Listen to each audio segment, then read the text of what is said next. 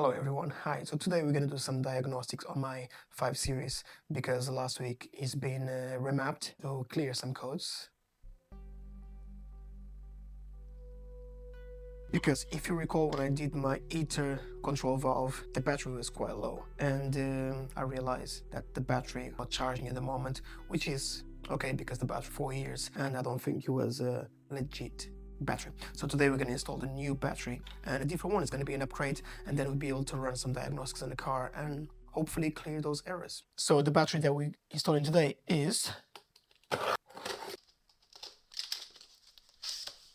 So we went for an amazing AGM battery, which stands for Absorbent Glass Mat. So and this battery is supposed to be more durable than the regular flooded lead acid batteries.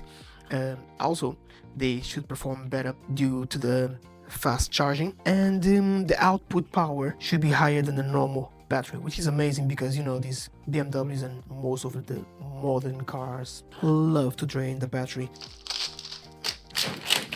This time, no, I did not go to eBay or Amazon. Oh, lovely. This reminds me of a tablecloth. However, it's not a tablecloth. Great reviews about this battery. These are some of the details. The cranking power will be 850 amps and the capacity is 95. Let's go and install it. And yes, it came with a 4-year warranty, which is great. Okay, as some of you might know, the batteries on these cars are held at the back. So first of all, we're just going to remove this locking bar which holds the battery, the chassis of the car. There's one. There's two. There is a 13 bolt right there at the bottom, and this one needs to be fully removed. It works like as a clamp which clamps the battery to the chassis. So now all we have to do is just remove both terminals, the negative and the positive. Always remove the negative terminal before, because the negative terminal is connected to the chassis of your car. The positive carries the opposite.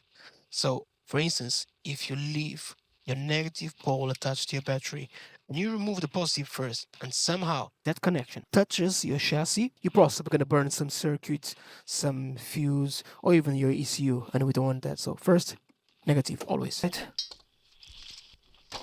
Perfect. And you're no longer gonna need this breather here because the AGM battery just touch it snugly. And now the negative side.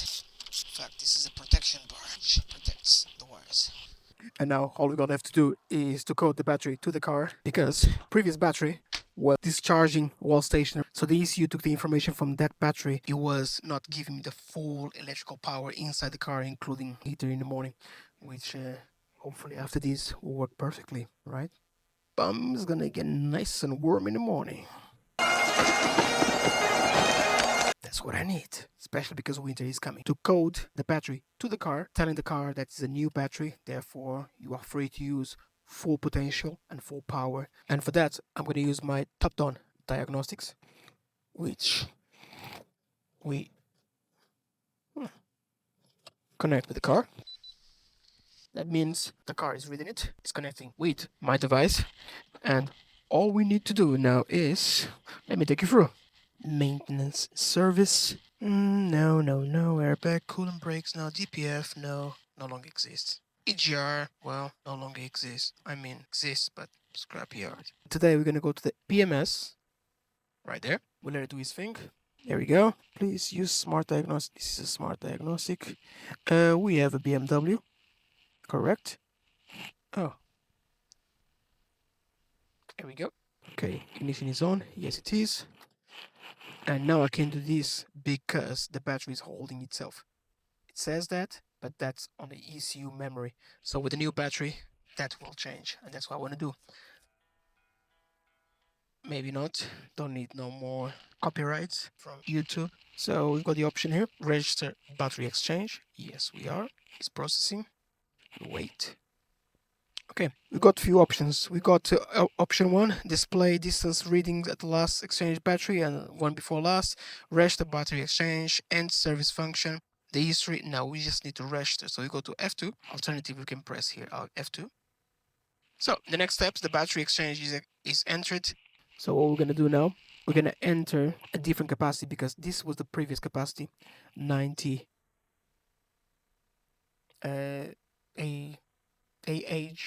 AGM.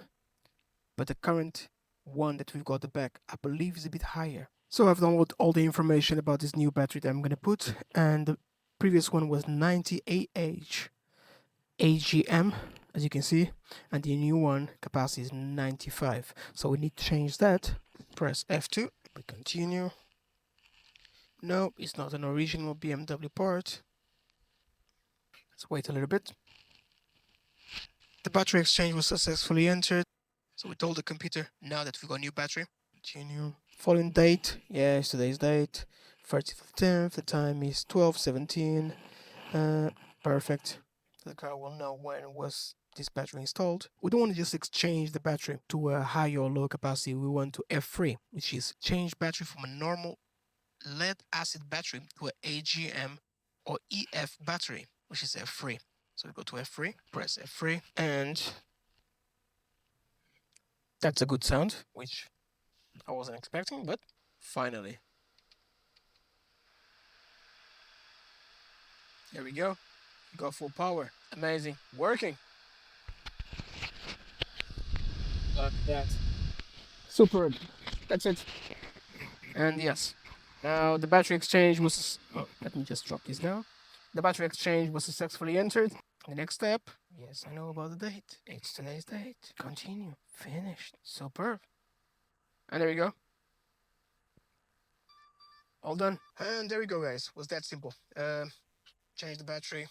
Perfect. This car works perfectly. So sometimes these cars, like I said, they need a new battery in order for all the electricals to work. And yeah, it works perfectly. Now, I think I've got some code. Search for the VIN. Finds the VIN. I'm not going to show you my VIN, of course. Yes, all the information about my car, which you don't need to know.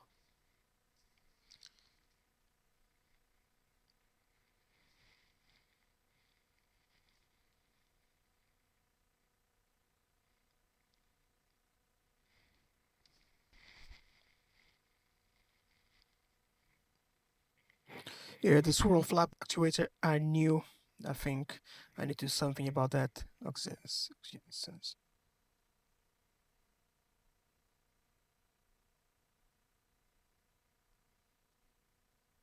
Yeah, so I believe some of these, they were all over voltage. There we go.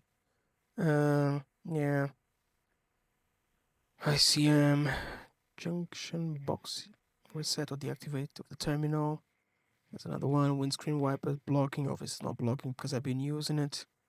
Central fault memory 4. We have a look at that telephone and we know the area. This car's the Bluetooth area is poor.